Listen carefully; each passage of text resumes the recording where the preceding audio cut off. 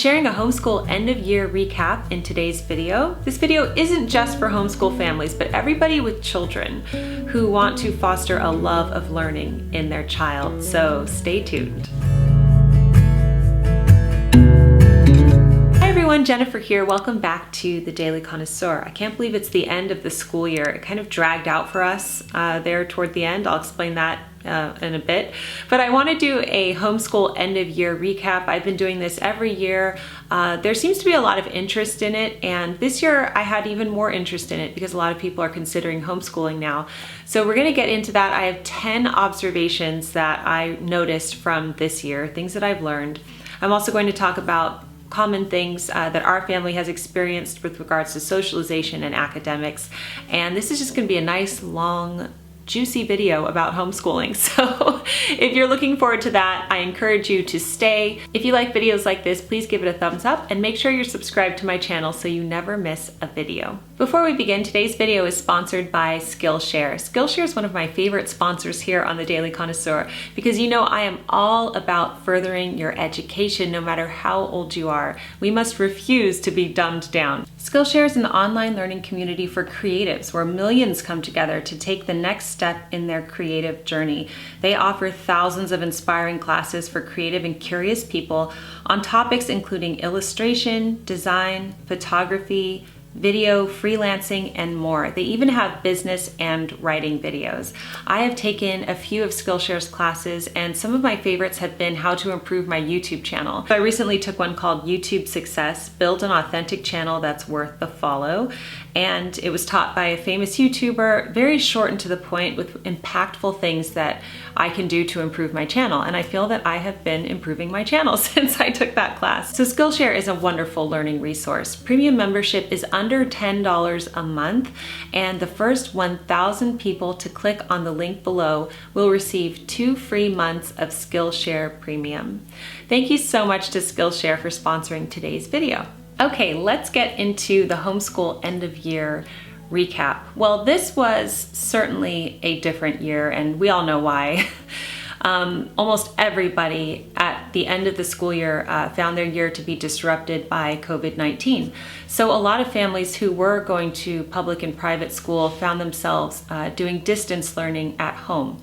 Now I have to say in this video that what we experienced during COVID-19 is not homeschooling. And a lot of other creators are saying that right now. That was crisis schooling, and you know, a lot of people weren't prepared. Obviously, we didn't see that coming. If you were interested in homeschooling before that happened, and then you found that you didn't like it when it was happening and you had to stay home, just know that that's not what homeschooling is. In homeschooling, we get to go out all the time. We go on field trips. We engage in classes with our private satellite community that we go to. There's so many things that we do that we couldn't do when we were on lockdown. So I just wanted to say that. And I think a lot of parents, I've heard both sides of the coin where parents were discovered that they loved being at home with their children and homeschooling them. Some parents just were so frustrated by it, couldn't wait for them to go back to school. Both options are totally understandable. It just depends on your situation. So for those of you who enjoyed it and are considering homeschooling next year, I hope that you find this video useful. This year I had a 4th grader, a 2nd grader, a preschooler, and a baby toddler. So that's where my experience lies. Okay, so before we jump into my 10 observations, I wanted to talk about 2 things, socialization and academics. Let's start off with the socialization, because whenever I do these videos, I do get a few comments on people saying, oh, well, I feel sorry for the kids because they don't have any friends and homeschooling doesn't socialize them properly. I just couldn't disagree with that statement more because my homeschooled kids have such a strong social life. They have a bigger social life than I do. We go to a private satellite program, so they go there once a week. We didn't get to go during lockdown, obviously, but they go once a week. They have all their friends there. They see their friends on a regular basis. We also go on field trips throughout the year. We do so many enriching activities. They have a lot of activities out of the home, not to mention recitals and performances and things like that. And also, we go to church. They have lots of friends there. Plus, our children play every single day with the neighborhood kids. So our kids are very well socialized, and I actually like the socialization in our program because it's just very wholesome. So anyway, we have no problem with socialization. It's not a problem at all. If you're worried about that, I would get involved in a co-op, private satellite program, a charter school that you can get involved with, something like that, so that your children have regular contact with other kids. Number 2, let's talk about academics. Now, I am one of those people where I certainly do not teach to the test at all. I don't even know what's going to be on the test. So I don't teach to the test. I really don't believe in that style of teaching. But I do believe that tests and testing is valuable to just kind of have a benchmark of how your children do. Now, the one test that they do in person every year at the end of the year, which I look forward to, was canceled because of COVID. But my children did do an online test at the beginning of the year as well as at the end of the year that tracks your progress. I don't help them at all with the test. They're in there. I close the door. They do the test in both language arts and math. And both of my daughters scored so well again on a test, which really just, it does confirm things for me that even though I'm teaching them a certain way, that they are able to translate that knowledge into a system, a testing system, and just, use their brain and think for themselves, critical thinking in order to answer questions. And of course, math is just black and white, very straightforward. Either you know it or you don't know it. So it's great to see such great results from the kids. So the children are thriving academically. They love that one-on-one instruction, especially with math. You can just see they get it or they don't. And with the math program we use, we have quizzes and tests, and we can just really easily gauge whether or not they know a concept. If they don't know it, we work on it and they know it. So it really is about mastery. And so academics are great. Socialization is great. Now, of course, it's not always roses and sunshine, but I'm just saying that those are the major points that people have concerns about. And for us, it has not been a problem.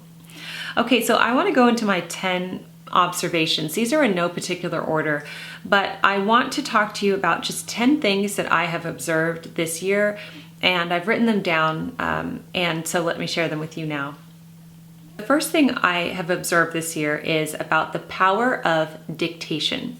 So we are not a strictly Charlotte Mason family. If you don't know what Charlotte Mason is, it is a philosophy of education based on the British educator Charlotte Mason, who lived at the turn of the century, and she has a wonderful philosophy about education for children. So we incorporate a lot of Charlotte Mason's philosophies into our homeschool. Not everything, we're not Charlotte Mason purists, but I do incorporate a lot of it. And one of my favorite language arts tools is dictation. So this is something that you can do with your children, whether you homeschool or not. And I actually just recommend that everybody do this with them so you can see where they are. So basically with dictation, you read a passage from a living book, a good book. You could even use a dry textbook. It doesn't even matter. Just you could read a passage, something short, maybe a few sentences or a short paragraph, and have your child write down what they hear. And while they do this, they need to pay attention to spelling, grammar, punctuation, sentence structure, and all of that.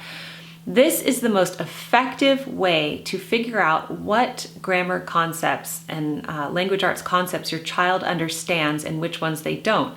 Because if you have a language arts curriculum, even at public or private school, that is just kind of like a fill in the blank type of curriculum, like let's say there's a paragraph and they say add the quotation marks or circle what's wrong or that type of thing. It's one thing to do a worksheet and to understand grammar. It's a whole other ballgame to actually write it down yourself and understand it. So when you do dictation, you really find out, are they understanding these concepts? Do they know where to put the quotation marks? Do they know where to put the commas? What about spelling? What words do they not know how to spell? It's just a wonderful tool. So after you dictate the paragraph and they write it down, then you have a look at it and just gently correct them. That it's hard. Dictation is hard. And if you were to dictate, a paragraph of Charles Dickens to me, I'd probably get a bunch of things wrong too. I'm a writer, I'm not an editor. So I definitely fall short in that area as well. But it's just a wonderful tool to try. So maybe this summer, just try it with your children, see where they are and what you can teach them. And when you correct it, do it in a positive way, a very gentle way with affirmations. Okay, the second observation I have is on the lasting power of living books. So another tenet of Charlotte Mason's philosophy was that children should learn through living books. And a living book is a book written in a way that makes the story or the subject matter come alive. It's not a dry textbook. So I find that when we are studying something, if we're reading about it in a living book, it sticks. They remember it for so much longer, rather than if they were to just read a dry textbook and try to memorize some facts, which, as we all know from our schooling, just doesn't really work. How much of that do we remember? But for example, my fourth grader is studying California history this year. Or she was in fourth grade, she's going into fifth grade. And so we used the California history package from Beautiful Feet Books. And it's a bunch of literature books based on the time period, based on California history. And she is just devouring them. She read Island of the Blue Dolphins and then Zia. So we've been doing that through some geography books. We've been reading through the Little House series. You all know this, I can't stop talking about it. We're in book 8. But learning history and other concepts through living books just sticks so much better. Observation number 3, art appreciation is fun for the whole family. So here's how we do art study. And I think art study is important for all children because it gives them an appreciation of the arts. And I know that a lot of you do the Chic assignment along with your children, which is really great. So what we would do is we would spend one day a week doing art appreciation, just a little bit of time in the morning. So we do it on Monday mornings. We would stay with an artist for 6 weeks, and each week we would study a new painting of that artist. I won't go into what you say and what you do. You can find a lot of different videos on that subject matter, but all I know is that the children love it, all the way from my oldest to my youngest. So we'll sit down, we'll appreciate the painting, and then we'll have it up in the house throughout the week. And again, you would be amazed what they retain. So it's just enjoyable for the whole family. All families can do this, not just homeschool families. The fourth observation I have is that short, impactful lessons are more effective for our family. This might not be true for everybody, and it doesn't hold true for all subjects. I do believe with math, you just have to get through the lesson. If there's a concept that my children really got and understood, then I would cross off. They don't need to do every single last problem. But other than that, I would say that short, impactful lessons are what they retain. And this goes true for everything. I recently sat in a lecture where someone was listing out the rules of the facility we were using, and it was a really long list of rules. And I thought to myself, I would remember these rules better if it was just bam, bam, bam. Just really short and impactful, right? So I think the same thing applies for our children and what they learn. The fifth observation I have is that an adherence to routine is absolutely necessary. So in homeschool, the temptation is to be wild and free and just do whatever you want all the time. But I find that for our family, a routine works the best. So we usually do school at the same time every day. I'll discuss that more in a future observation. But just the importance of our children having a morning routine and sticking to it. I write about this in Connoisseur Kids, which is my book. And it's just a really good habit to form when your children have healthy habits. They wake up, get dressed, brush their teeth, make their bed, tidy their room, all of that before coming downstairs. I just think that that is important, and these habits will last them a lifetime. So an adherence to routine is very important. The sixth observation that I have is that the morning hours are precious. Sometimes our family will have scheduling conflicts and we'll have to do school in the afternoon. And whenever that happens, everybody's always drained and kind of in a bad mood by the time we get to the work. Those morning hours really are precious, and that's when their minds are just ripe for learning. And so I really try to avoid all distractions between 9 a.m. and 12 noon so that we can just focus on school. So for us, the best time to do school is in the morning. The seventh observation I have is to involve the little ones first. One of the most popular questions I get about homeschooling is, what do I do with the baby and the toddler while I'm homeschooling?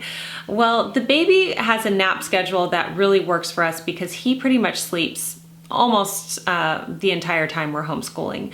So that has worked really well. Yes, he's there for part of it, but then he goes to sleep and we just do school while he's asleep. But with my preschooler, what I do for him is he wakes up earlier than the older children, so I will spend some one-on-one time with him doing his lessons first thing, and he really looks forward to it. He also joins us for things like art study and geography, just things that we all get together for. After that, he just plays independently, and I like to foster a love of independent play. I was a very independent child. I always played by myself. I always tell this to my kids. My sister was 5 years older than me, so it was just me and my dog. We just played together all day. So I want them to be able to play by themselves as well. So he will just play independently. He'll do an art project, go out into the garden, that type of thing. He will watch a show, so he might watch one show while we're doing it as well. It's just very relaxed. There's no tears, there's no conflict. So that's what we do with him. But I just make sure that he has something to do and that he does it. The eighth observation I have is that most children need time constraints. So we were having a problem where I would say, all right, it's time for a break, and they would go have a break, and then one of my children would have a problem with coming back to work from that break. There would always be the excuse of, oh, well, I didn't get my snack, well, I didn't do this, I didn't do that. So now what I do is I set the timer for 15 minutes usually for their break. And so during that time, they know they need to get a snack or just do whatever they wanted to do on their break during that time. And if you think about it, the 15-minute timer works for us as adults, so it definitely works for kids as well. Of course, your break doesn't have to be 15 minutes, it's just whatever you choose to do, whether it's 5 minutes or a half an hour. That also teaches them time management, which is a great skill to have anyway. The ninth observation I have for a thriving homeschool is to have lots of outdoor time. So you can even do school outdoors, but every single day, pretty much my kids go outdoors and just, if they're bored, go outside. Go into the garden, go pick some strawberries, go lay out, I don't know, do something, but go get some fresh air. Fresh air is really important. We don't want our children inside all day playing screens in their off time. And then the 10th observation I have is to focus on the love of learning. So when homeschool gets hard, maybe when you're experiencing burnout, it's so important to just focus on why you're doing it in the first place. A lot of people are doing it to foster the love of learning. And so if you are finding a particular subject to be extremely tricky, just take a break from it and go do something else. Go into the kitchen and everybody bake a cake together, or go outside and study nature, or go do something else. Go read a living book. Just take a break and come back to it. We want to foster a love of learning. We don't want frustration and tears and just expectations that aren't met. So those are my top 10 observations from this year. Now, again, when we were on lockdown, we weren't seeing any friends and nothing social was happening, and that was difficult. So again, I just want to let you know and assure you and encourage you that homeschooling is social. It is wonderful, and the children get a lot out of it. In fact, I think they really benefit from not having hours of homework when they come home from school, because they're able to just play and relax and create and come up with things in their spare time. I would like to thank Skillshare for sponsoring today's video. Be sure to click on the link below so you can get 2 free months of Skillshare Premium, and that's for the first 1,000 people who click on the link. Thank you so much for joining me today on the Daily Connoisseur. I would love to know how your homeschool year, how your educational year went with your children. Let us know in the comment section down below, and I will see you in my next video. Bye!